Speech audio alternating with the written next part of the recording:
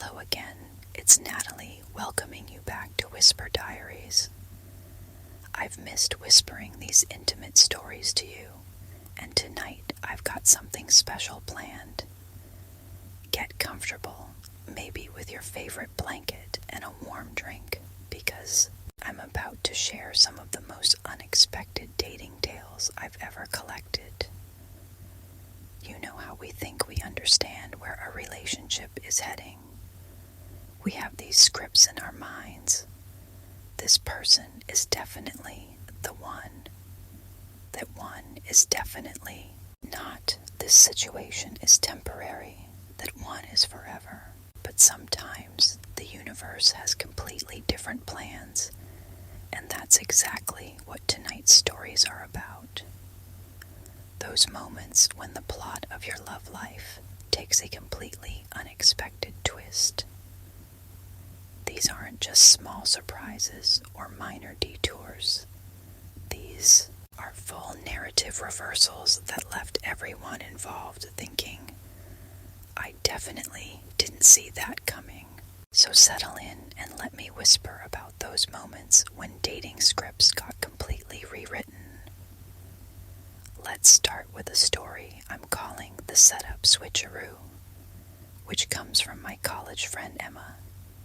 We all know blind dates can be hit or miss, but Emma's experience took an entirely different turn than anyone could have predicted.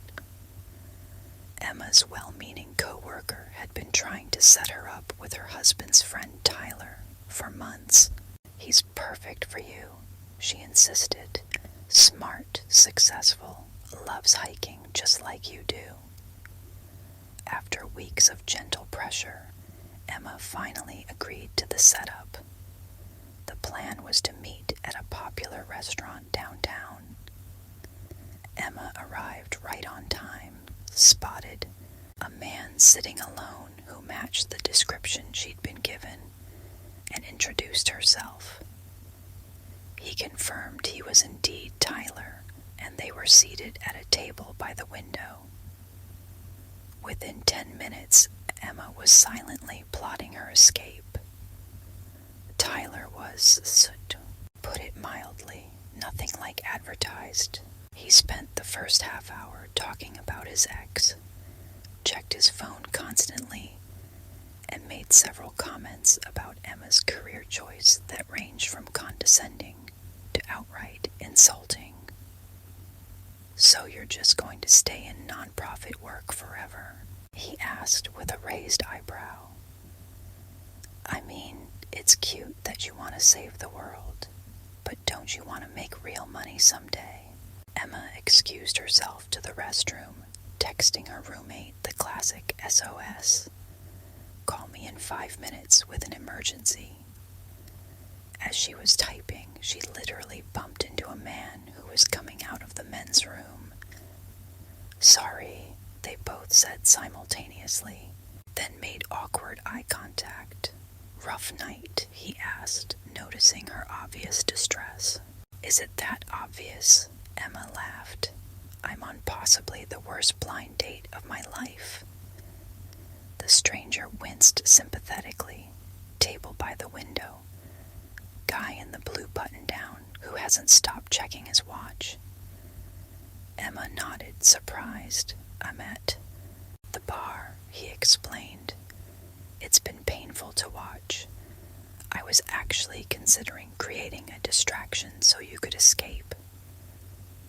This made Emma laugh genuinely for the first time that evening. They chatted briefly before Emma returned to her date, now with her fake emergency plan in motion. When her phone rang, she made her apologies to Tyler, who barely looked up from his phone as she left. As she was walking out, the kind stranger from the hallway caught her eye and raised his glass slightly in a silent toast to her escape. On impulse, Emma walked over. Thank you for the moral support, she said. I'm Emma, by the way. Noah, he replied. Can I buy you a consolation drink? Seems like you've earned it after that experience. hesitated only briefly before sitting down. What was supposed to be one sympathetic drink turned into hours of conversation. Noah was easy to talk to, genuinely interested in her nonprofit work, and made her laugh continuously. They discovered they lived in the same neighborhood, loved the same obscure podcast, and both had a weird affinity for documentary films about bizarre niche subjects. Here's where the plot twist comes in. 2 weeks and several amazing dates later, Emma and Noah were piecing together how they'd ended up at the same restaurant that night. Noah mentioned he'd been waiting for a friend who'd canceled last minute, so he decided to stay for dinner alone. "What was your friend's name?" Emma asked, having a strange suspicion. "Tyler," Noah replied. "Why?" It turns out the man Emma had been set up with wasn't Tyler at all.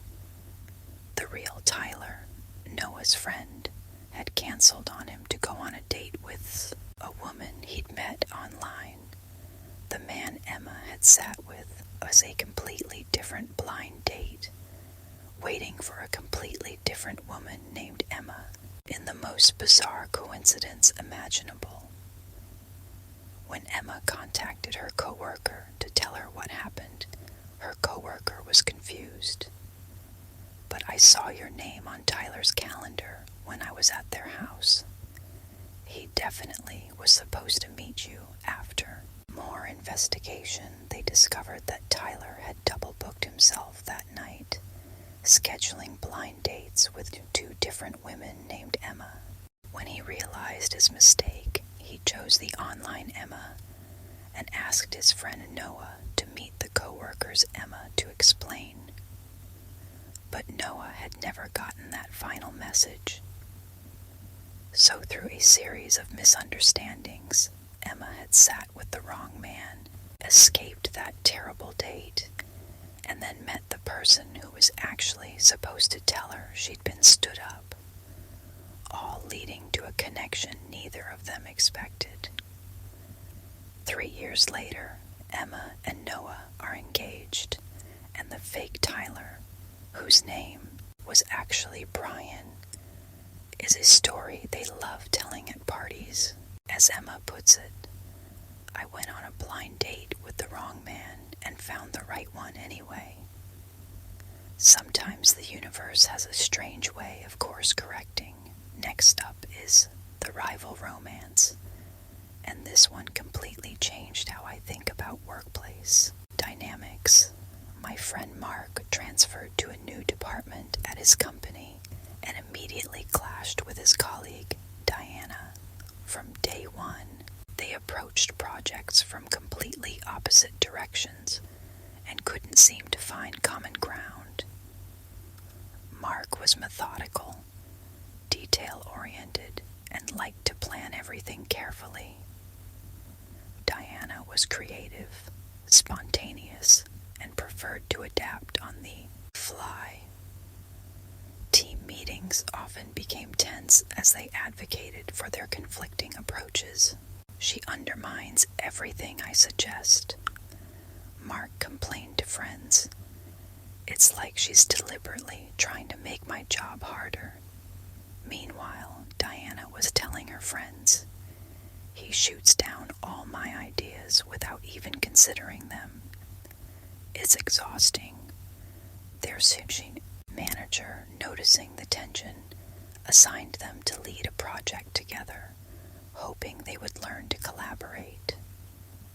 Instead, it initially made things worse. They disagreed on everything from timeline to budget allocation. Their email exchanges became increasingly passive-aggressive, with both CCing their manager to document the other's unreasonable behavior. The project hit a crisis point 2 weeks before deadline, when their client significantly changed the requirements. Mark wanted to stick to their original plan with minor modifications, while Diana advocated advocated scrapping everything and starting fresh with the new parameters.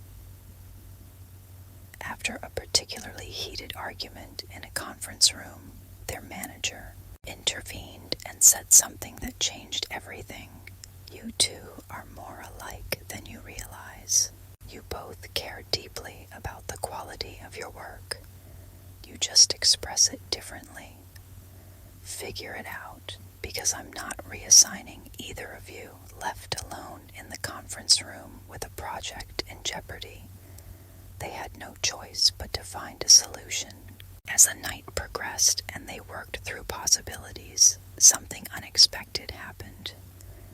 Without the audience of their colleagues, they began to actually listen to each other. What if we tried a hybrid approach?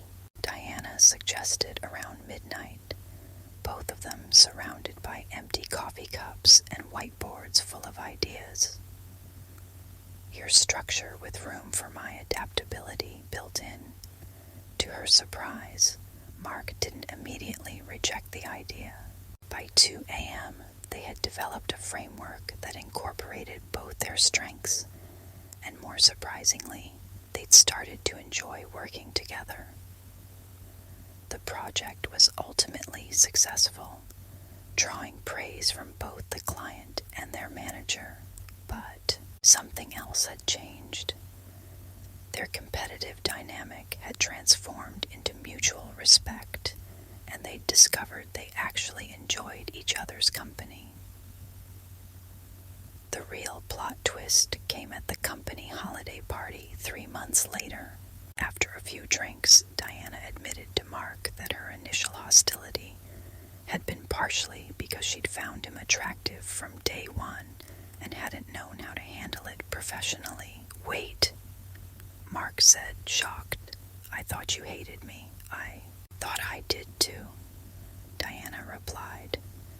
Turns out it's a thin line between wanting to argue with someone and wanting to kiss them. That night changed their relationship completely. They began dating secretly at first, concerned about workplace complications. Their colleagues, who had witnessed months of their heated debates, were completely blindsided when they eventually went public. As their manager later told them, "When I said you should figure out how to work together, this wasn't exactly what I meant. But I'm not surprised. The people who challenge us most are often the ones who impact us most deeply." 4 years later, they still debate projects vigorously, but now they do it at their shared home, having both moved to different companies to avoid conflicts of interest. Mark said the secret to their relationship is simple. We never stopped challenging each other. We just learned to appreciate it instead of resent it. Before I continue with our next story, I'd love to connect with you for a moment. If you're enjoying these unexpected twists and turns in the dating world, I'd be so grateful if you'd rate this episode and leave a comment sharing your own surprising relationship moments. And hey, if you want to make sure you catch every new episode, please hit that bell icon to receive notifications whenever a new Whisper Diaries drops. Your engagement not only helps others discover our cozy corner of the podcast world, but it also lets me know which stories resonate most with you. Now, let's get back to our next dating plot twist that no one saw coming. Our third story is the vacation fling that wasn't, and it completely upends our expectations about holiday romances. My cousin Rachel was going through a difficult time after her 10-year relationship ended. Her friends, concerned about her withdrawal from social life, practically forced her to join them on a girls' trip to Miami. "It'll be good for you," they insisted. "Sun, beaches, cocktails, and no pressure. What happens in Miami stays in Miami." Rachel reluctantly agreed, though she had zero interest in vacation hookups or brief flings. She was still processing her breakup and couldn't imagine being interested in anyone new. Their second night in Miami, the group went to a popular beachfront club. While her friends were dancing, Rachel retreated to a quieter corner of the bar, where she found herself beside a man who seemed equally uninterested in the party atmosphere. "Not your scene either?" he asked, noticing her sitting alone. "Is it that obvious?" Rachel laughed. "I'm only here because my friends thought it would cheer me up." His name was Daniel. He was from Seattle, and he was in Miami for a friend's wedding. Like Rachel, he seemed slightly out of place in the club setting. They spent hours talking, finding they had similar tastes in books, shared a love of hiking, and could debate the merits of different national parks with surprising passion. Rachel's friends, noticing her deep in conversation, gave her encouraging looks and eventually left with promises to text in the morning. Rachel and Daniel continued talking until the club closed, then moved to an all-night diner where they shared pancakes and more conversation until sunrise. As they walked along the beach watching the sun come up, Daniel said something unexpected. "I know this is probably just a vacation thing, but I feel a real connection with you." Rachel, surprising herself, felt the same way. They spent the next 4 days together, exploring Miami, having deep conversations, and enjoying a connection neither had anticipated. When Rachel's friends teased her about her vacation fling, she laughed along, but privately wondered if it could be something more. The night before Rachel was scheduled to fly home to Chicago, they faced the inevitable "what now" conversation. "Here's the plot twist," Rachel told me later. "I was preparing myself for the 'it was fun while it lasted' speech. Instead, Daniel asked if he could visit me in Chicago the following month." Rachel was skeptical about long-distance prospects, but agreed. True to his word, Daniel visited 4 weeks later. The connection remained strong, and they began a pattern of monthly visits between Seattle and Chicago. 6 months in, they were facing a difficult conversation about their future when Daniel surprised Rachel again. Instead of suggesting they end things due to distance, he showed her a job offer he'd received in Chicago. "I've been applying to positions there since our 2nd month together," he admitted. "I know it seems fast, but I've never been more certain about anyone." 3 years later, they're married and living in Chicago, with plans to eventually split their time between both cities. What was supposed to be a meaningless vacation fling, the kind of relationship with a built-in expiration date, became a lifelong commitment that neither was looking for. As Rachel reflects now, the "what happens in Miami stays in Miami" plan completely backfired in the best possible way. "I went there to escape my life for a week, and instead found the person I wanted to build a new life with." Our final story tonight is the friend zone flip, and I think many of us can relate to the delicate boundary between friendship and something more. My hairstylist, Olivia, and her friend Jason had been in the same social circle since college. For 8 years, they were the definition of platonic friends. They helped each other move, vented about bad dates, and even occasionally set each other up with their coworkers. Their friend group had always joked that they were essentially dating without the romance. They knew each other's coffee orders, could predict each other's reactions to movies, and often finished each other's sentences. but both insisted there was absolutely no attraction between them. In fact, they were such good friends that when Olivia went through a devastating breakup, she temporarily moved into Jason's spare bedroom.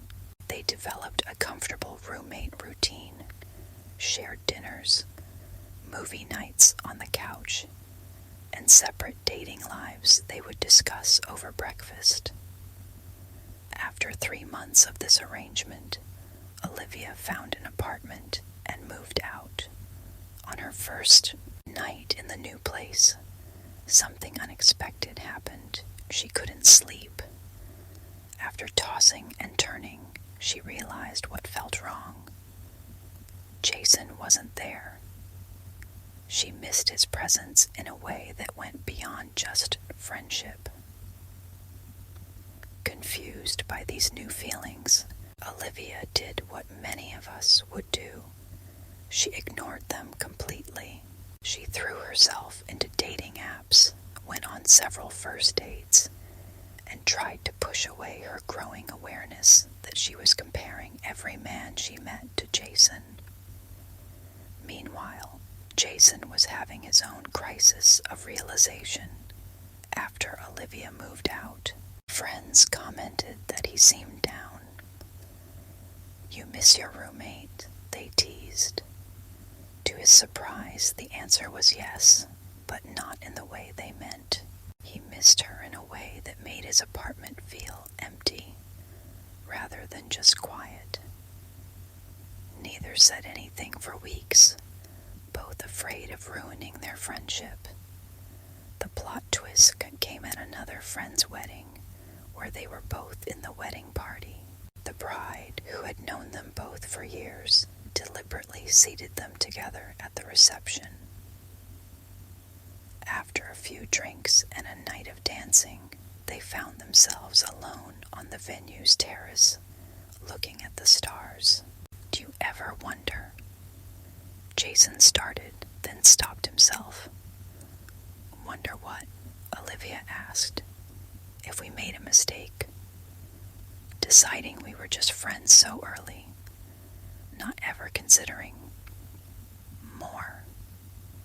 There was a moment of silence that felt like it lasted forever.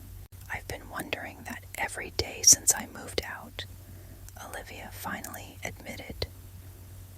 That conversation changed everything. They agreed to go on an actual date the following weekend, a comically formal affair, where they got dressed up to go to a restaurant, despite having shared hundreds of casual meals before. "It was the most awkward date of my life," Olivia told me. "We suddenly didn't know how to act around each other. I knocked over my water glass. He spent 5 minutes studying the menu despite always ordering the same thing at that restaurant. We were trying so hard to make it different from our friendship." The date was objectively a disaster, and yet when Jason walked Olivia to her door afterward, the awkwardness disappeared the moment he kissed her goodnight. Suddenly, everything that had felt strange about their date faded away. It wasn't about trying to create a new relationship, Olivia realized. It was about acknowledging what our relationship had already been evolving into for years. Their transition from friends to partners wasn't without challenges. Their friend group had complex reactions, ranging from finally to concerns about group dynamics if they broke up. They had to learn to communicate differently, renegotiating boundaries and expectations. But the foundation of 8 years of friendship gave them advantages many new couples lack. They already knew each other's flaws, families, and fears. They didn't have to discover deal breakers because they'd already accepted each other's quirks years ago. 5 years later, they're married with a toddler, At their wedding, the friend whose ceremony sparked their confession served as their officiant, beginning the service with, "If there were ever two people who took the scenic route to finding what was right in front of them all along, it's these two." As I bring tonight's episode to a close, I hope these unexpected romantic plot twists have reminded you that relationships rarely follow the scripts we write for them. Sometimes the person we initially clash with becomes our perfect match. Sometimes a vacation fling refuses to stay temporary. Sometimes the just friends label comes unstuck after years of denying deeper feelings. And sometimes showing up for the wrong date leads us to exactly the right person. These twists in our love stories often arrive when we've stopped looking for them, or when we're absolutely certain we know what comes next. They remind us that for all our careful planning and expectations, human connection remains delightfully unpredictable. Before we part ways tonight, I want to thank you for spending this time with me on my return to Whisper Diaries. If these stories of unexpected romantic turns struck a chord with you, I'd love if you'd rate this episode and leave a comment sharing your own experience with love's plot twists. And if you don't want to miss future episodes, please hit that bell icon to receive notifications whenever a new episode drops. Your engagement helps our whispered community grow and helps me create more content that speaks to your experiences. In our next episode, we'll explore new territories with fresh stories to both soothe and surprise you. Got a relationship topic you're curious about? Drop it in the comments. I read every single one and love getting your suggestions. Thank you for listening to Whisper Diaries. This is Natalie, your guide through love's unexpected turns, wishing you the joy of embracing life's unscripted moments. Until next time, sweet dreams, and may your own love story surprise you in the most wonderful ways.